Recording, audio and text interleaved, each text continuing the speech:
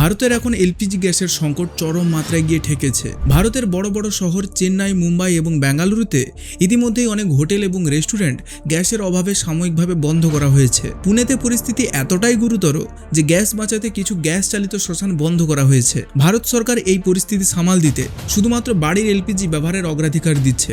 এই সিলিন্ডার বুকিংয়ের গ্যাপ 21 দিন থেকে বাড়িয়ে করা হয়েছে 25 দিন। এখন প্রশ্ন হচ্ছে, এই সমস্ত ঘটনার মূল সমস্যাটা কোথায়? এর বড় কারণ হলো মিডল ইস্টের সবচেয়ে গুরুত্বপূর্ণ সমুদ্রপথ স্ট্রেট অব হরমুজে অস্থিরতা। পৃথিবীর ম্যাক্সিমাম গ্যাস এবং তেল এই পথ দিয়েই এক্সপোর্ট হয়। ভারত যেহেতু 90% এলপিজি এবং 88% ক্রুড অয়েল বিদেশ থেকে আমদানি করে, তাই এই রুটের সমস্যা হলে সরাসরি প্রভাব পড়ে দেশের জ্বালানির ওপর। আর মিডল ইস্টে এই পরিস্থিতি যদি দীর্ঘদিন ধরে চলতে থাকে, তাহলে শুধুমাত্র গ্যাসের দাম নয়, পেট্রোল এবং ডিজেলেরও দাম বাড়তে পারে সারা ভারত জুড়ে। আর এই সংকট শুধুমাত্র রান্নাঘরে সীমাবদ্ধ থাকবে না, দেশের পুরো অর্থনীতিতে আসবে বড়সড় পরিবর্তন।